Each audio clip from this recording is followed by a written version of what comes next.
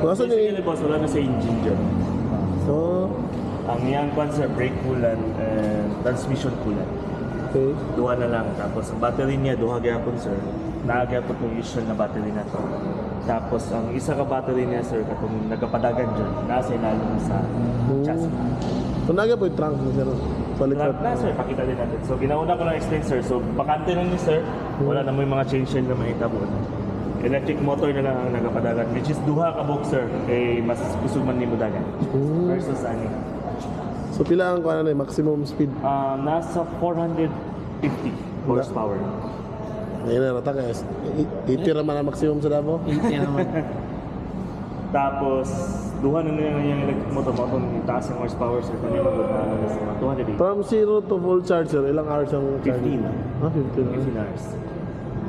Katong 15 frame niya, hours, yes po, tapos 15 to 18.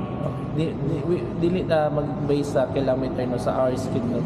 Yes po, kung kilometer po ta sir, nasa sa mga 320 kilometer yan. Kaya Talaga? 320 320. Sa full charge. from the full charge. Pero di magbase kay So, paano yung charger yun, sir? From 220, may mga adapter naman ngayon yun. Kuan sir, free nasa likod. Check natin sir.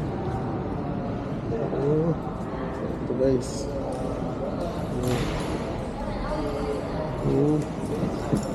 Ayan sir. Ah. Direct charge na yan siya sir, parang aircon lang. Ref. Dito mo lang siya isaksak.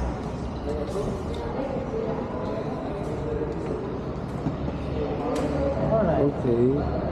Takot magbili nito. Ano ba yung assurance nila? Sa totoo lang kasi boss, basically sa Manila boss, gabi nakalakas ng EV.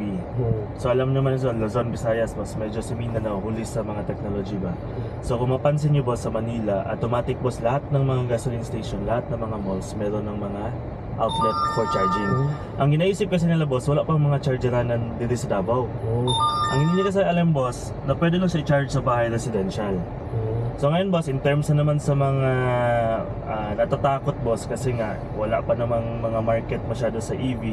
In the future boss, papunta din tayo dito. Yeah, okay, sabi nila pag uphill daw, hina daw ang electric vehicle. Pero try natin ano yung MJ. Power oh. Sayang lang rin ako daw. Ay, dyan. Oh.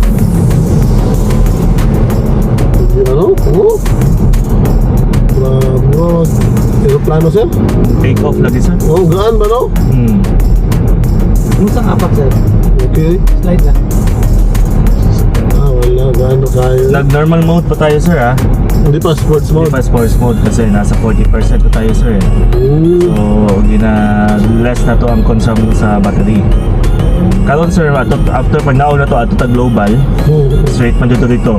Patag na po sir, nauna to ang speed na grip niya. Naraw na ka dito naman from art.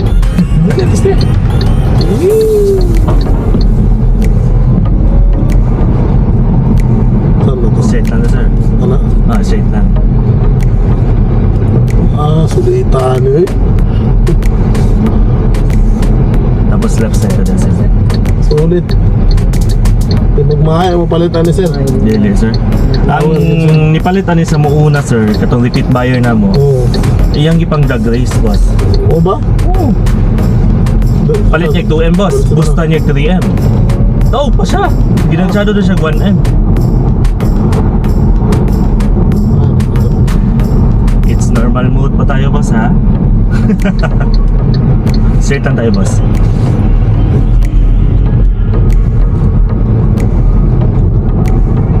Ano si Bulaw sa dito speakers? Ano ginasan? So, yung boss. Nice. So balik, okay na tayo boss. Okay Balik na. na tayo. Sulit kayo sir.